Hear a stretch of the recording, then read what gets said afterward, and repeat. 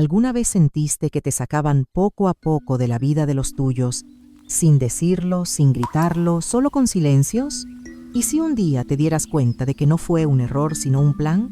Esta no es una historia de traición, es una historia de despertar y de cómo una mujer descubrió que a veces, para volver a encontrarte, primero tienen que dejarte fuera. Quédate hasta el final, porque lo que vas a escuchar puede hacerte ver tu historia con otros ojos. Y si te gustan los relatos que tocan el alma, suscríbete y activa la campanita. Así no te pierdes ni una sola historia que tenemos para ti. No era la primera vez que sentía que sobraba, pero esta vez, dolía diferente. Desde hacía años, mis viajes se habían reducido a trayectos al supermercado y al ambulatorio.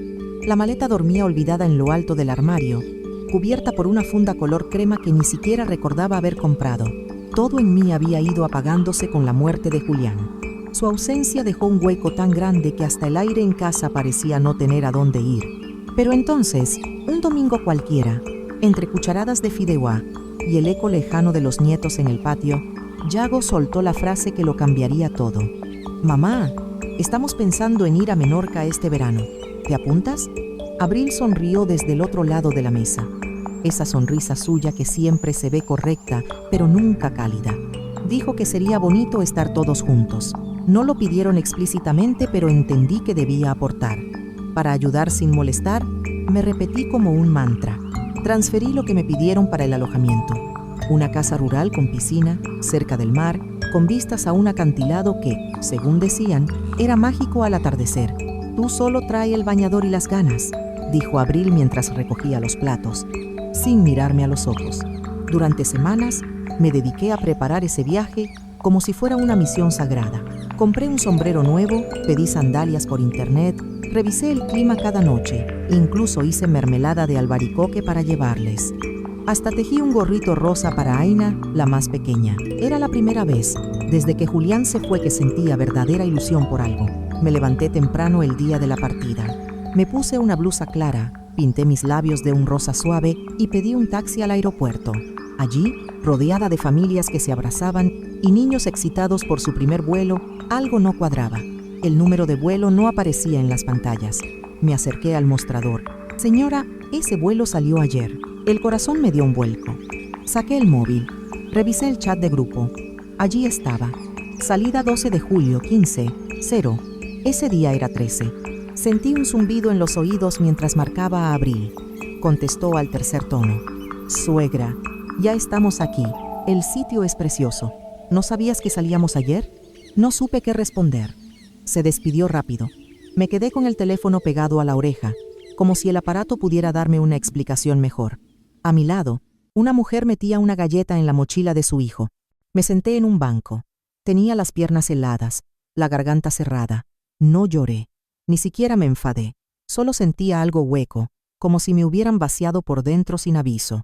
Volví a casa con la maleta aún cerrada. La dejé junto a la puerta. Puse agua a hervir, pero olvidé echar el té.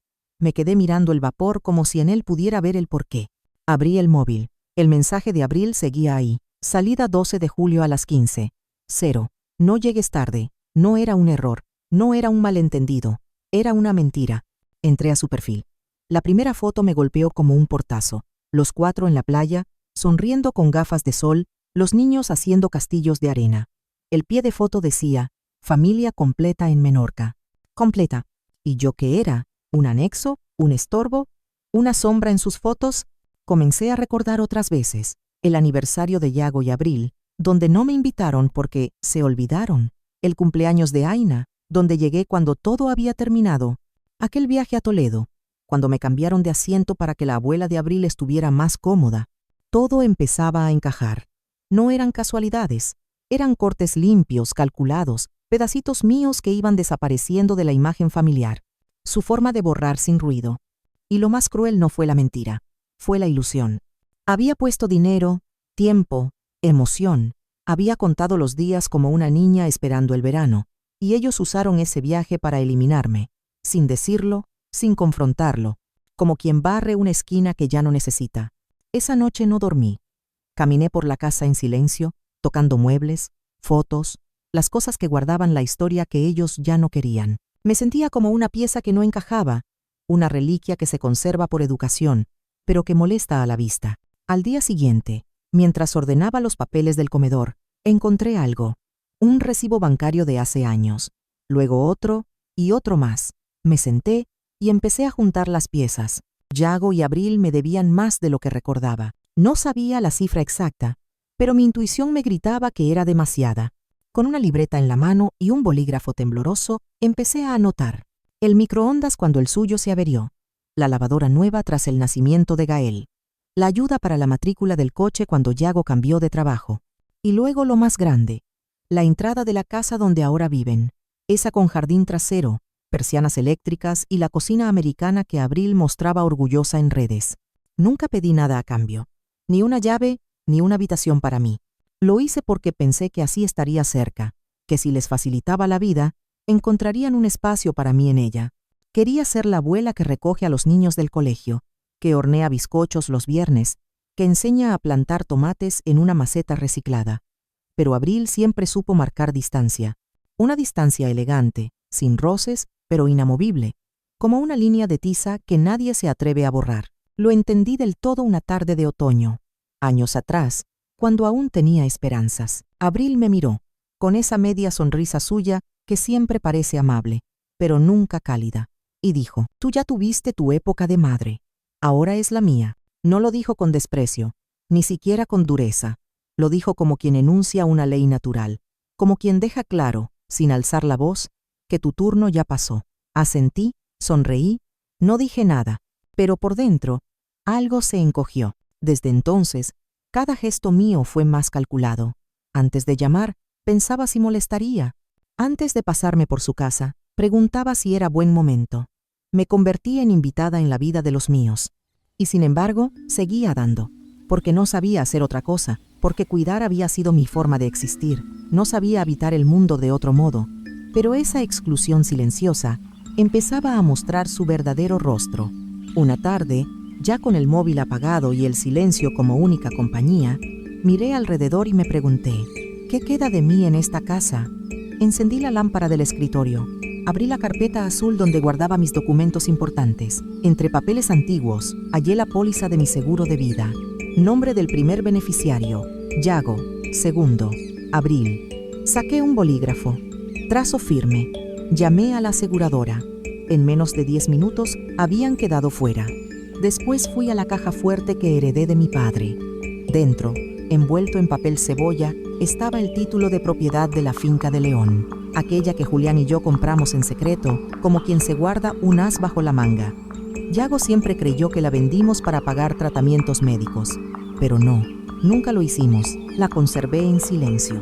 Julián la puso a mi nombre poco antes de morir. Me dijo: «Por si algún día necesitas tener algo solo tuyo». Esa frase, entonces lejana, ahora retumbaba como un tambor.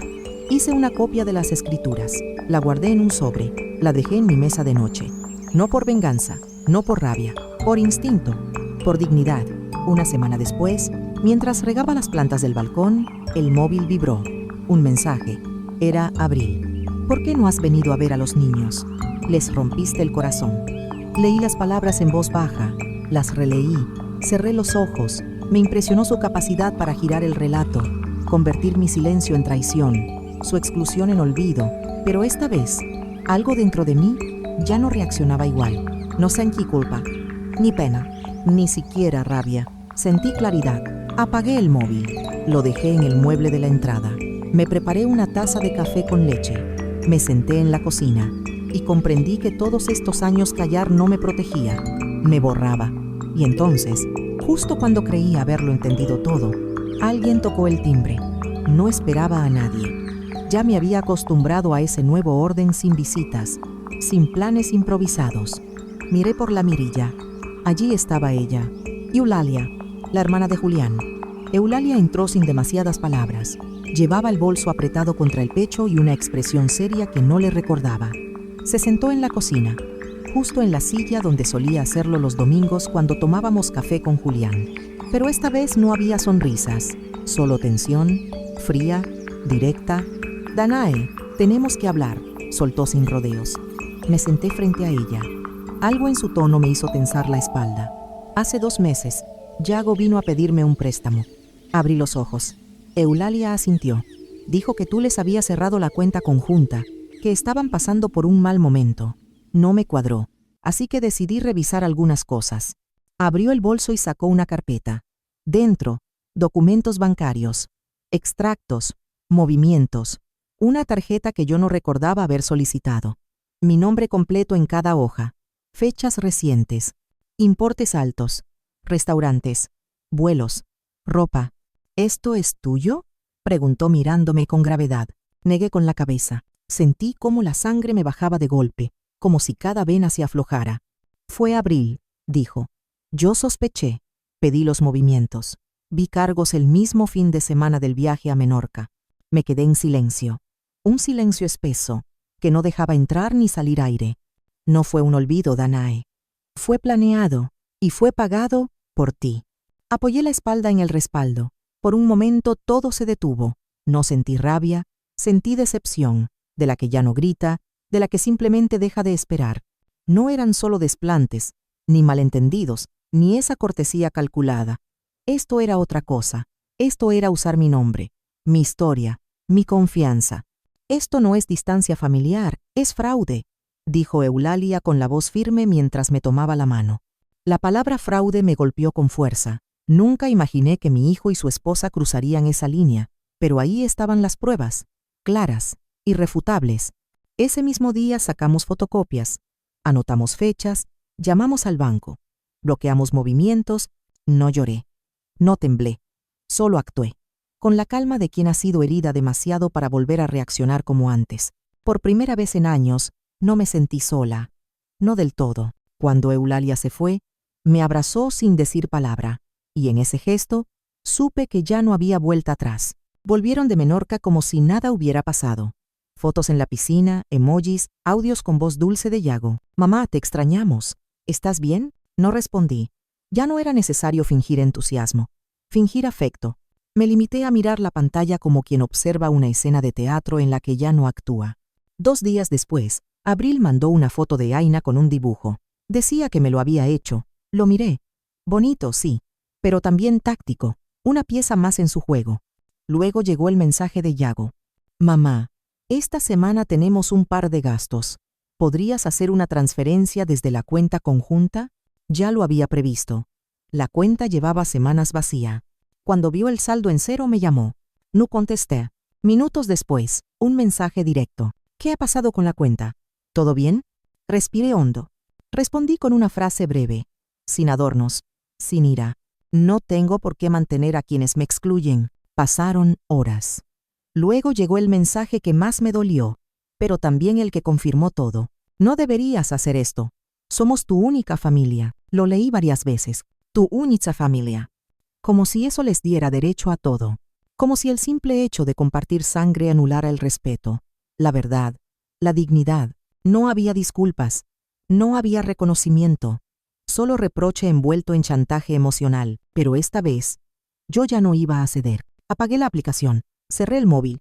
Me senté en el sofá, en la oscuridad. Y por primera vez en años, el silencio no me dio miedo. Sentí paz, una paz dura, espesa, que solo llega después de una tormenta que ya no intentas detener. Ya no tenía dudas, ya no necesitaba más pruebas, más explicaciones. Tocaba mirarles a los ojos. Esta vez no para pedir un lugar, sino para recuperar el mío. Convocarlos a la finca fue una decisión fría, calculada. No quería recibirlos en mi casa. Ese espacio íntimo donde aún se respiraba el eco de Julián no iba a contaminarse con excusas. La finca de Segovia era otra cosa. Neutral, silenciosa, ideal para que cada palabra cayera con el peso que merecía. Eulalia llegó temprano. Trajo a una abogada. Una mujer de voz tranquila, ropa sobria y ojos que no pestañeaban. Ya conocía los detalles. Extendimos sobre la mesa del comedor todos los documentos. Extractos de la tarjeta que jamás solicité, transferencias no autorizadas, gastos del viaje a Menorca pagados con mi identidad. Cuando Yago y Abril llegaron, no se miraban. Bajaron del coche en silencio. Abril vestía de forma impecable, como si viniera a una misa, con esa expresión calculada de quien no piensa ceder. Yago tenía la mandíbula apretada, los pasos cortos, nerviosos. No se sentaron, se quedaron de pie, como si la escena les ofendiera. como si aún no entendieran que no era una emboscada, sino una consecuencia. Fui directa. Esto ya no es un malentendido. Se trata de un uso indebido de mi identidad, de mis fondos, sin consentimiento. Tienen dos opciones: firmar un acuerdo de devolución a plazos, sin intereses, o seguir el camino legal. Se hizo un silencio espeso. Abril fue la primera en romperlo. Pensábamos que teníamos tu permiso. No fue con mala intención. Solo intentó quebrarse la voz, pero no le salió. Ni una lágrima, ni una grieta.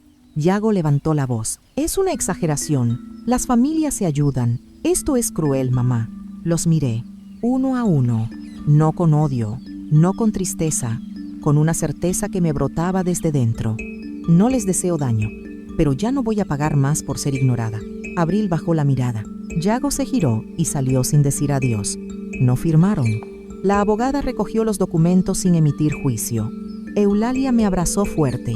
Yo no temblé, no lloré, solo me quedé ahí, mirando la puerta cerrarse, como si en ese acto también se cerrara un ciclo. Pasé los 2 días siguientes en silencio. Planté semillas en el huerto. Podé el rosal viejo del fondo. Dejé que el tiempo pasara sin urgencias, sin preguntas. Dejé que la tierra me limpiara. Al tercer día, justo cuando el sol empezaba a inclinarse, escuché un coche. Me acerqué a la ventana.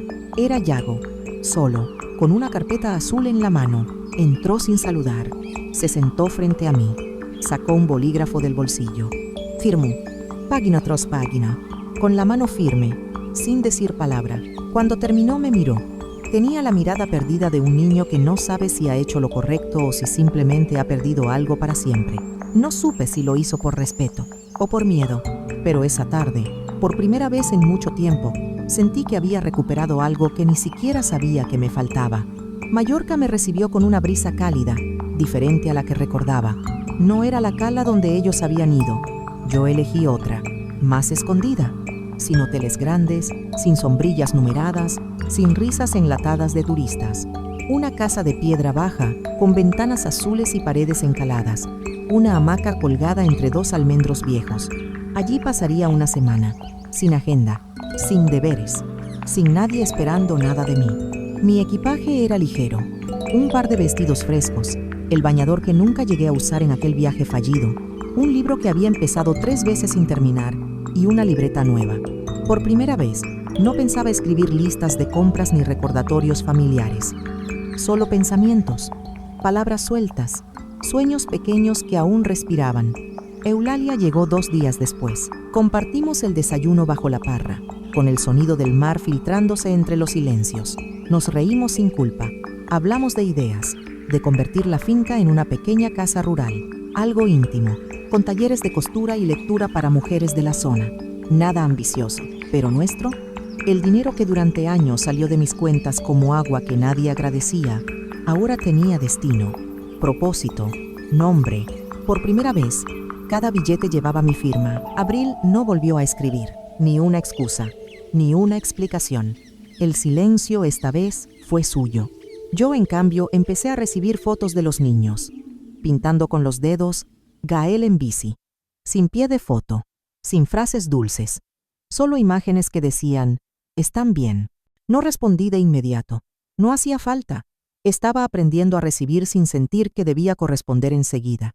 Estaba aprendiendo a ser sin deber. Una noche, después de cenar pescado que compramos en el puerto y cocinamos juntas, me senté en la terraza, la libreta abierta sobre las piernas, la brisa suave, las hojas moviéndose, como si supieran que no había prisa. Tomé el bolígrafo. Escribí con trazo firme. Me dejaron fuera de aquel viaje, pero así encontré el camino de regreso a mí. Y al terminar la frase, no sentí euforia, no sentí triunfo, sentí algo más valioso, paz. Una paz sin testigos, sin aplausos, sin la necesidad de ser explicada. Eulalia salió con 2 mantas. Nos sentamos bajo el cielo. Las estrellas parecían más cerca. Le conté que había pensado en pintar una de las habitaciones de la finca solo para mí. No para visitas, no para nietos. Para mí. Una habitación con una mesa de madera, una lámpara de lectura, estanterías llenas de libros, una habitación que no debe explicaciones a nadie. Ella sonrió. Ya era hora, me dijo. Y sí, lo era. Después de tantos años cediendo espacio, Entendí que hay lugares que solo florecen cuando una se permite habitarse entera. Esa habitación sería el inicio, un lugar mío, una vida mía. Al fin, volver a casa no fue como otras veces. No hubo abrazos, ni preguntas, ni drama. La puerta seguía igual. Las macetas del balcón, algo más verdes. La maleta, ligera, se quedó junto al perchero como un recordatorio. Esta vez no vine de visita, vine de regreso. Pasaron semanas sin sobresaltos, sin llamadas nocturnas, sin urgencias económicas disfrazadas de necesidades familiares. La cuenta conjunta seguía vacía, y nadie preguntó más por ella. Una mañana, mientras revisaba unos papeles antiguos, encontré una foto de Julián. Estaba en la finca, sosteniendo una taza de café, con ese gesto tranquilo suyo, como si siempre supiera más de lo que decía. Me quedé mirándola largo rato. Pensé en lo que él habría hecho, en cómo me habría defendido sin alzar la voz, en lo que me dijo aquella tarde, por si algún día necesitas algo solo tuyo. Ese día había llegado. Pinté la habitación, cola de musgo, colgué cortinas de lino, puse mi silla favorita junto a la ventana, llené las estanterías con libros que había olvidado que amaba, guardé mi libreta en el cajón superior y encendí una lámpara de lectura solo para mí. Una tarde, mientras barría el porche, llegó una carta. Era de Gael, su letra grande, torpe, pero clara. Abuela, ¿puedo ir a ayudarte a plantar tomates en la finca? Lloré, pero no de tristeza. Lloré porque ese papel pequeño, sin ornamentos, contenía algo más limpio que cualquier disculpa. Una semilla nueva. Aún no sabía si quería volver a estar cerca, pero sí sabía que, esta vez, no renunciaría a mí para lograrlo, porque una cosa es perdonar y otra, olvidar quién eres. Miré el cielo, el mismo que un día vi desde el banco del aeropuerto, sintiéndome invisible. Hoy, en cambio, el cielo me parecía inmenso, propio, y entendí algo. Cuando dejas de rogar amor, el amor que llega, llega sin cadenas. No todas las batallas se libran con gritos. Algunas se ganan en silencio, cuando decides dejar de justificar tu dolor y empiezas a habitarte sin pedir permiso. Si esta historia te removió algo por dentro, dale like, compártela con quien lo necesite y sobre todo, suscríbete y activa la campanita, porque en este canal, cada historia es un espejo y tal vez la próxima te refleje a ti.